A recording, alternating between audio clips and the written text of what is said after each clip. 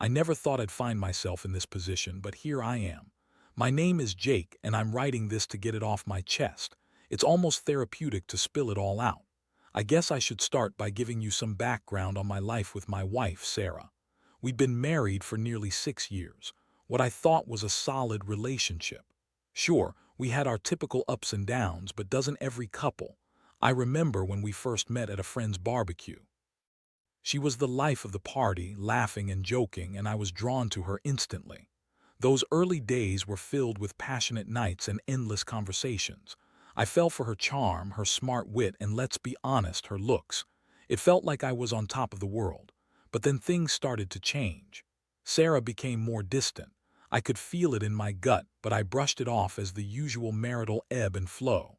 It was subtle at first. She'd come home late from work, claiming she needed to finish projects, or she'd spend more time with friends, leaving me alone on weekends.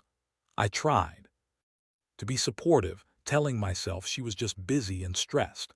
But then the little lies began to creep into our conversations. She'd make excuses about why she couldn't talk on the phone or why her texts were delayed. "You know how work is, right?" she'd say, flashing a smile that I used to find endearing. But now it felt rehearsed, like she was playing a part in a show.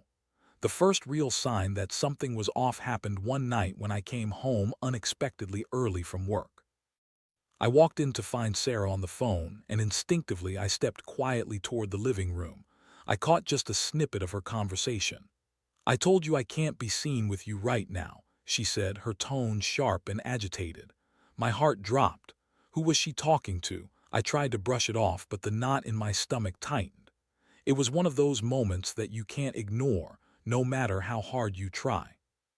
I spent the next few days mulling over that conversation, trying to convince myself it was nothing. But the seed of doubt was planted. I began to notice other small things. Her makeup was more pronounced, her outfits more revealing. She started leaving the house more often, claiming she was going grocery shopping, but I'd find that the fridge was full. Then came that day, I still remember it vividly. I was going through the storage room to find old camping gear when I stumbled upon a small notebook. It wasn't mine. I had never seen it before. Curiosity got the better of me, and I flipped it open. The pages were filled with notes, dates, and names I didn't recognize.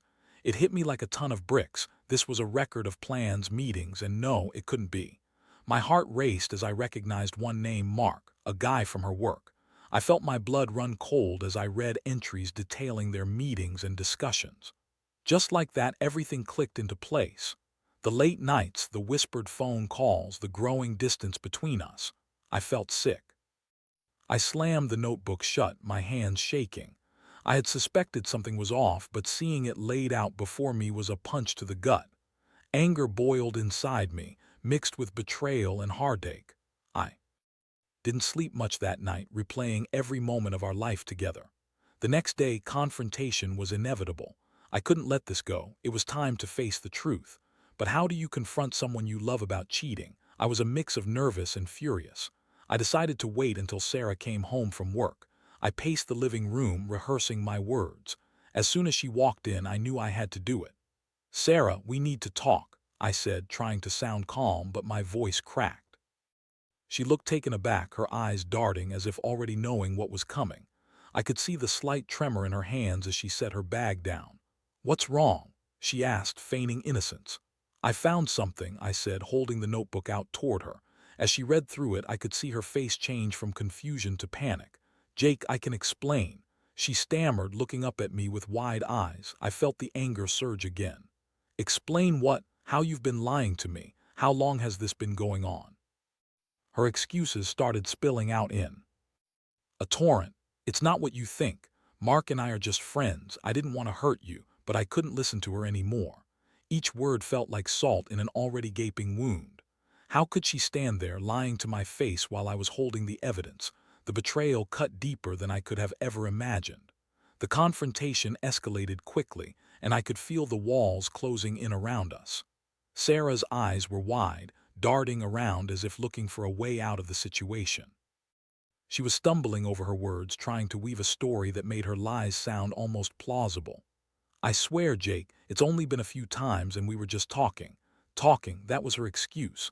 I felt my heart pounding in my chest, a primal reaction to the onslaught of betrayal. Talking, is that what you call it? You're having an affair, Sarah. I found your damn notebook. What else do you want me to see? Her face contorted with frustration. You don't understand, it's complicated. Complicated. I was the one stuck in a web of her lies. I wanted to scream, to tell her how angry I was, how betrayed, but the words caught in my throat. Complicated. You made this complicated, Sarah.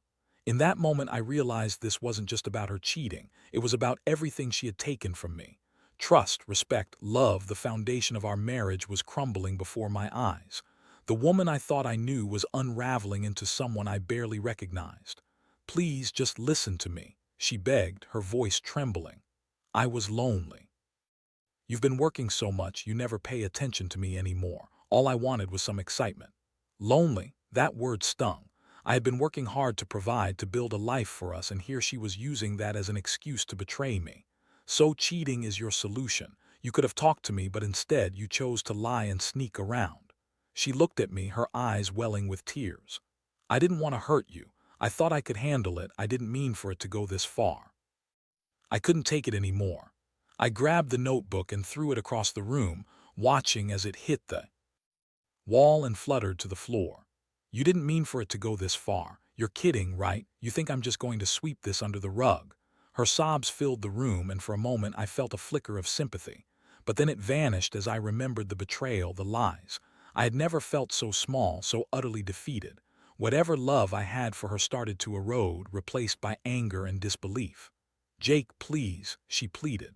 I'll do anything to make this work. I never wanted to hurt you.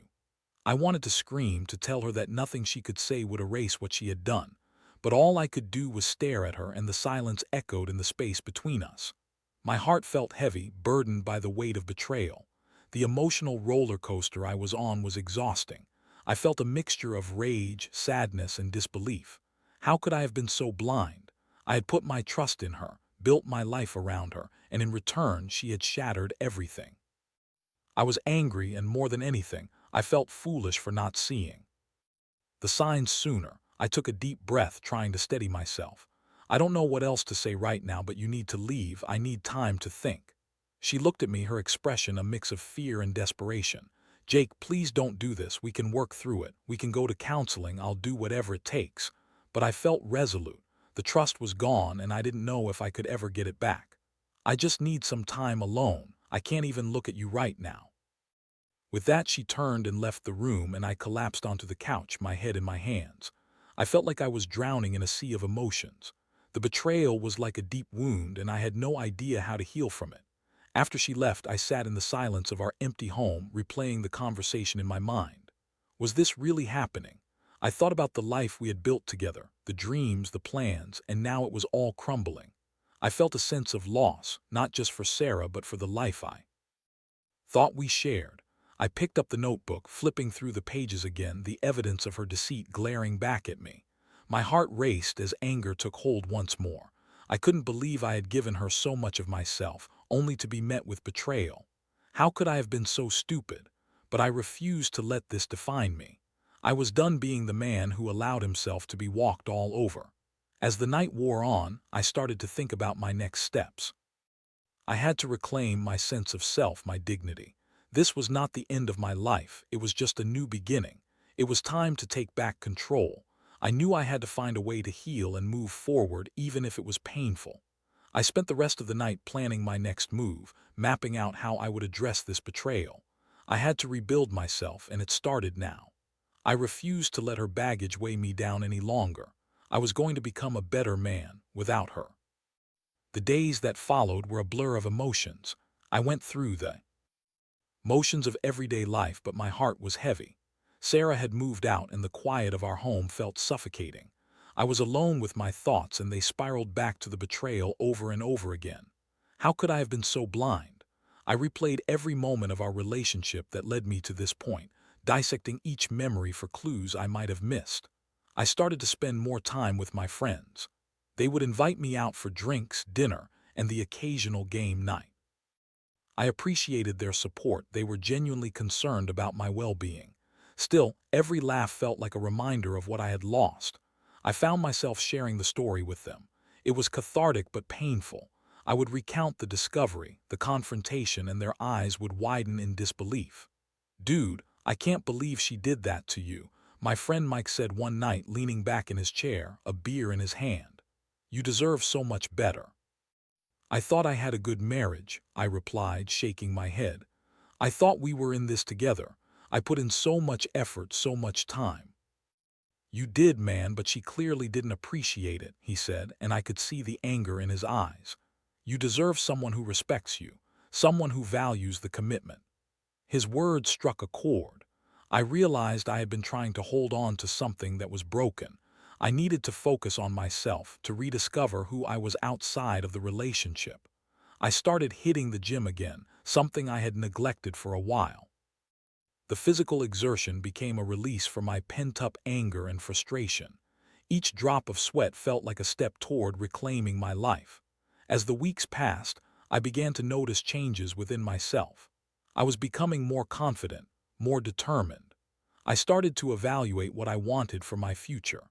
I spent time considering what I had learned from this experience, and there were lessons to be drawn from the ashes of my former life. One night, as I was sitting in my living room, I decided to take a more proactive approach. I opened my laptop and started researching relationship counseling, even though I was no longer considering it for Sarah and me. I found a number of articles on rebuilding self-esteem and reconnecting with one's identity. That's when I stumbled across a forum about recovering from infidelity. The stories resonated with me, people sharing their pain, their journeys toward healing. It was comforting to know I wasn't alone. I even started posting my own experience, seeking advice from those who had been through similar situations. The more I engaged in these communities, the more I felt a sense of camaraderie. I started receiving messages of support, and it was as if I was tapping into a well of strength. It was incredible how sharing my pain and reading about others' triumphs began to heal my wounds. Then, out of the blue, I received a message from a woman named Emily. She shared her story of betrayal, and there was a resilience in her words that drew me in. We started chatting, first about our experiences and then about life in general. It felt refreshing to connect with someone who understood my pain but also shared a sense of hope for the future. Our conversations became longer, filled with laughter and shared interests. Emily was witty and insightful. I could feel my heart beginning to open up again, which terrified me. Could I trust someone new? Would I be able to let go of the hurt Sarah had caused me? Still, I felt a spark that I hadn't felt in months. As I continued to chat with Emily, I found myself looking forward to our conversations. I could feel the walls I had built around myself start to crack. But it wasn't just Emily who was making a difference in my life. I started reconnecting with my hobbies, diving back into reading and exploring new interests. I joined a hiking group, something Sarah never enjoyed but that I had always been passionate about. Being outdoors, surrounded by nature, helped me clear my mind and regain a sense of adventure. I was discovering who I was again, separate from Sarah, free from the baggage of our relationship. I felt lighter, as if I was shedding layers of hurt and disappointment. The more I embraced this newfound freedom, the more I realized just how much Sarah had held me back. Still, there were hard moments, nights when memories of our time together would creep back in, reminding me of the love I thought we shared. I'd be lying if I said I didn't miss the good times, the laughter, and the connection we once had. But the weight of her betrayal made it clear that those moments were part of a facade. And then, one particularly sunny Saturday, I found myself on a hiking trail, breathing in the fresh air, surrounded by towering trees and the sounds of nature. I looked around and felt a wave of contentment wash over me. I realized I was moving forward. I was no longer defined by Sarah's betrayal. I was reclaiming my life one step at a time. Suddenly, I had an idea. I would write a letter to Sarah, not to reconcile, not to vent my anger, but to express what I had learned from this experience. I needed to put my feelings into words to take back my power. It would serve as a closure for me, a way to articulate everything I had gone through. I headed home that day, the sun shining down on me, feeling a sense of clarity. I was ready to confront my past, but I was also ready to embrace whatever the future held. I had a new perspective on what it meant to be happy, and I was determined to pursue it no matter what. When I finally sat down to write that letter to Sarah, I wasn't sure where to start. My emotions were still a jumbled mess, but I knew I had to be honest. It felt odd to put pen to paper for someone I had loved so deeply, yet who had caused me so much pain. I took a deep breath and began. Sarah, I wrote, I'm not sure if you'll ever read this, but I need to say what's been on my mind. We had something special once, or at least I thought we did. I believed in us and our life together, but what you did shattered everything I thought I knew. As I wrote, I let my emotions flow freely. I recounted the moments leading up to my discovery of the affair, the feelings of betrayal, confusion, and heartbreak. I didn't hold back. I wanted her to understand the impact of her actions. You made me question my worth, my ability to love and be loved. I felt lost. I felt like a fool for not seeing the signs sooner, I wrote. But as I continued, I shifted gears. I wanted her to know that I was finding my way through the darkness. I wanted her to see that I wasn't going to let her actions define me. I've spent the past few weeks rediscovering who I am without you. I've been working on rebuilding my self-esteem and reconnecting with my passions. I've started hiking again, something I lost sight of while trying to make our relationship work. I've been finding strength in the support of my friends and the community around me. At that moment, I realized I was no longer writing solely to express my feelings. I was also writing as a testament to my growth, my healing. I've learned that I deserve honesty and respect. I deserve a partner who values me and our relationship. You showed me what I don't want in my life, and for that, I can thank you. As I penned my final thoughts, I felt a sense of liberation wash over me. I hope you find peace and happiness in your life, but I need to move forward without you. This is my goodbye. I'm done carrying the weight of your choices. I'm ready to embrace what lies ahead. I folded the letter and placed it in an envelope. Whether I would ever send it was beside the point. The act of writing it had provided me with a sense of closure. I was ready to let go of the pain and embrace the future. The next day, I found myself meeting up with Emily again. We arranged to grab coffee at a local cafe, and I was both nervous and excited. I felt a connection with her that I hadn't expected, and she had become a source of inspiration during my healing process. As I entered the cafe, I spotted her at a table by the window, a warm smile lighting up her face as she waved me over. We talked about everything and nothing, sharing stories about our lives, our interests, and our hopes for the future. There was a lightness to our conversation that felt refreshing, as if we were both free from the burdens of our past. At one point, as we shared laughter over some ridiculous meme I had seen online, I realized how much I had missed this kind of connection. The warmth in her gaze encouraged me to let my guard down even just a little. We talked about our experiences with relationships, and she shared her own story of heartbreak, detailing how she had learned to prioritize herself after a tough breakup. You can't lose sight of who you are in a relationship, Emily said, her expression earnest. I learned that the hard way. It's so important to be true to yourself and to find happiness within, not rely on someone else to provide it. Her words resonated with me, echoing the realizations I had come to during my own journey. I felt a sense of camaraderie with her, a shared understanding that gave me hope. We spent hours talking, sipping coffee until the sun began to set outside. When we finally parted ways, I felt lighter than I had in ages. I left the cafe with a newfound sense of excitement about what could be. Over the next few weeks, Emily and I continued to see each other. We hiked together, explored new places, and shared our dreams. Each time we met, I felt a deeper connection forming, and slowly I began to embrace the idea of opening my heart again. She respected my boundaries and understood my need for time, which only made me appreciate her more. However, that didn't mean the shadows of my past had vanished completely. There would be moments, usually at night when the world quieted down, that my heart would ache for what I had lost. I would think of Sarah and the memories we had shared, the love that once felt so real. But then I would remind myself that I was on a new path, one that didn't include her. After a particularly invigorating hike one Saturday, I returned home with a sense of clarity. I decided to take one more step in my journey.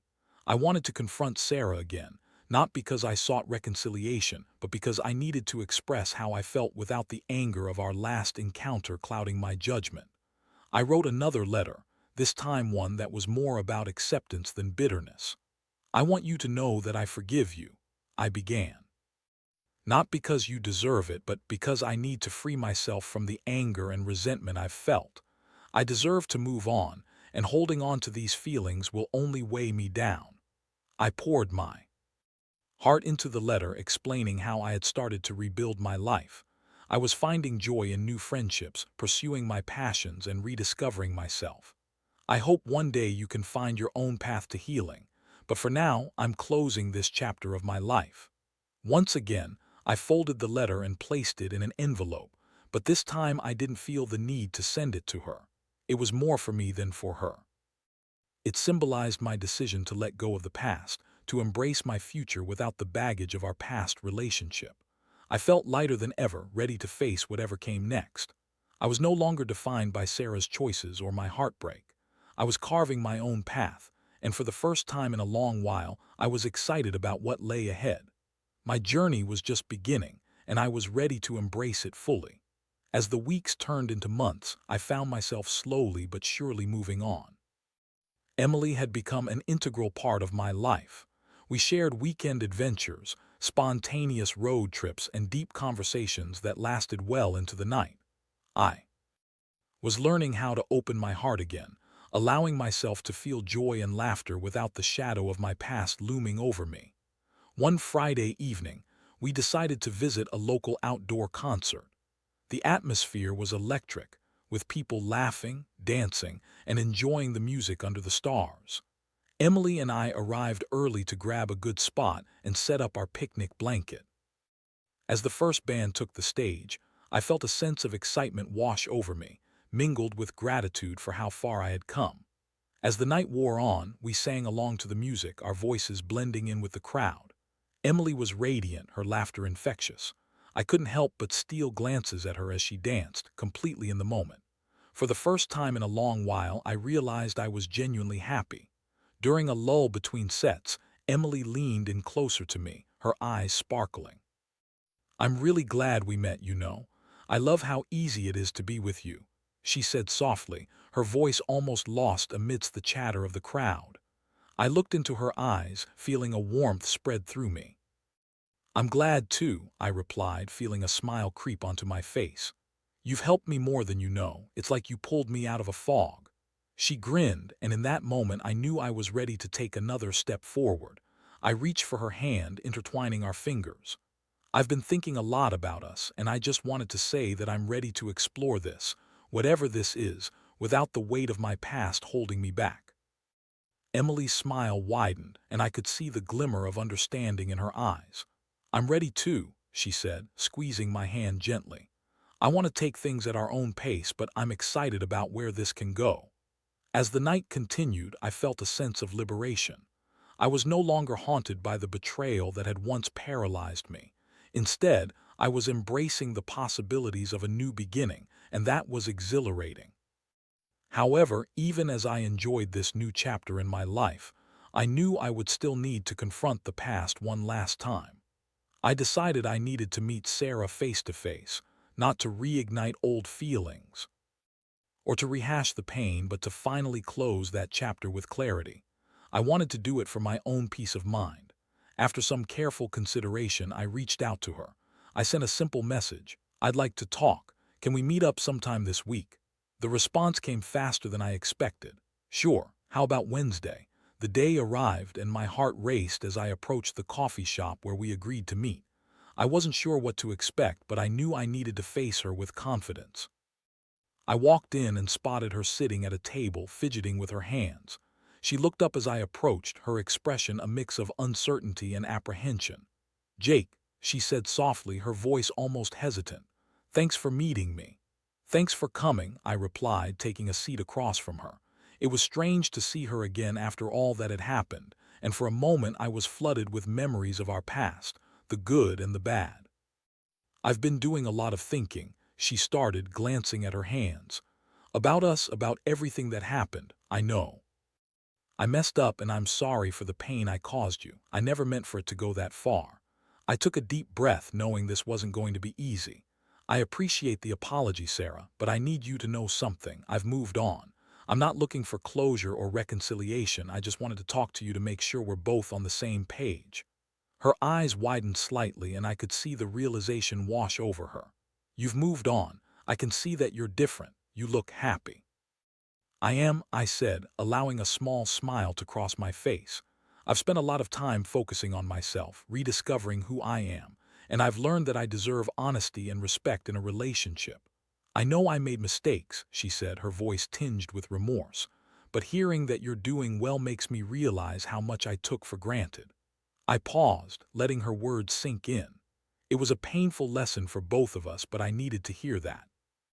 I wanted to let you know that I forgive you, not for you, but for me. I can't carry that anger anymore. It's too heavy. Sarah nodded, tears welling in her eyes. Thank you. I know that doesn't change anything, but it means a lot to me.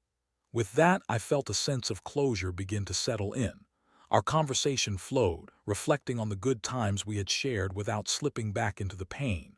We talked about our lives now, the changes we had both made since that fateful day. As our meeting came to a close, I felt lighter, like I was shedding the final remnants of the past.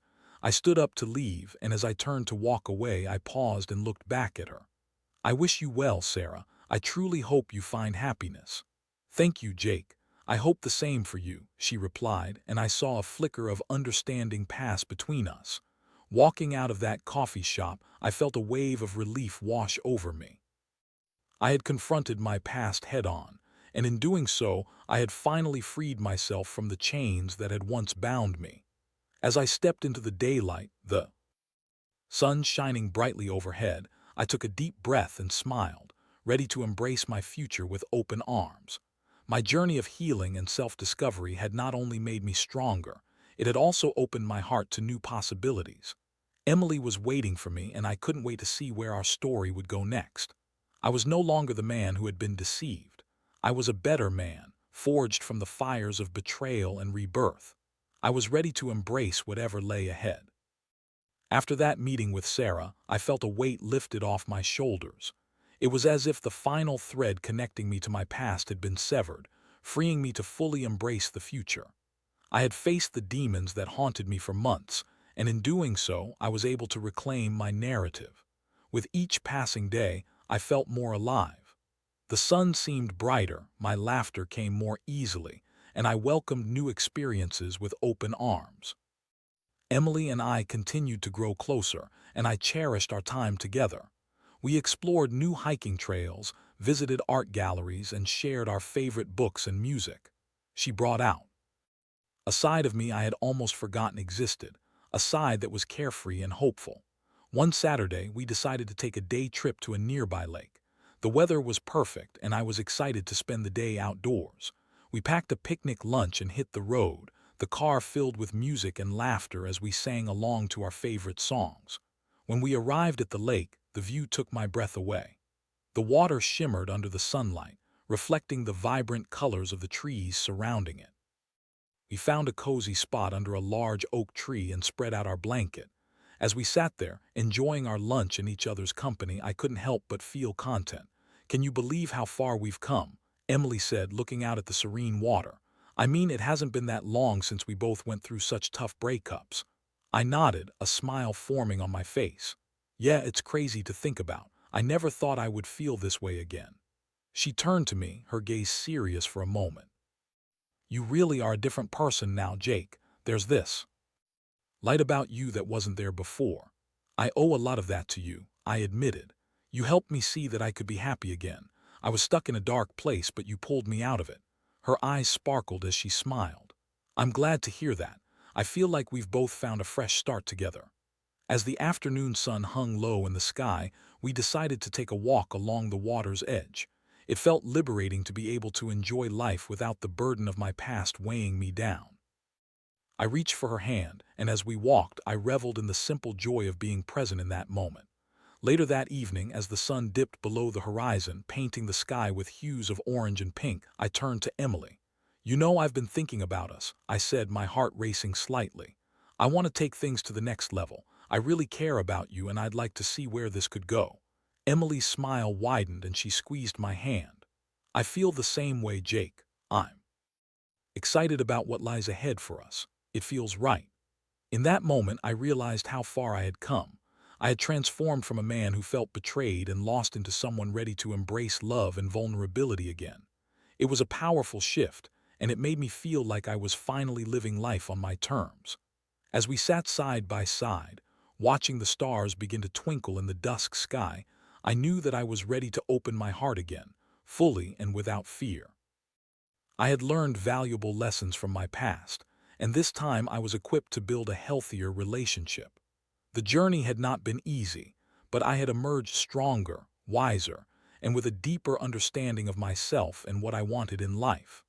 I was committed to being open and honest in my relationship with Emily, and I was determined to foster a bond built on trust, respect, and a mutual appreciation for each other. When we returned home that night, I felt a sense of excitement for the future ahead. I was no longer just Jake, the man who had been cheated on. I was Jake, a man who had faced his demons and emerged victorious. I was ready for love, for adventure, and for everything life had to offer. As I lay in bed that night, I reflected on the tumultuous journey that had brought me to this point. I had faced betrayal and heartache, but I had also cultivated strength and resilience. I had let go of the past and embraced the present, and I couldn't wait to see what lay ahead. With a newfound sense of clarity, I closed my eyes, ready to dream of the possibilities that awaited me. I was a better man now, and this time I was equipped to build a brighter, happier future, one step at a time.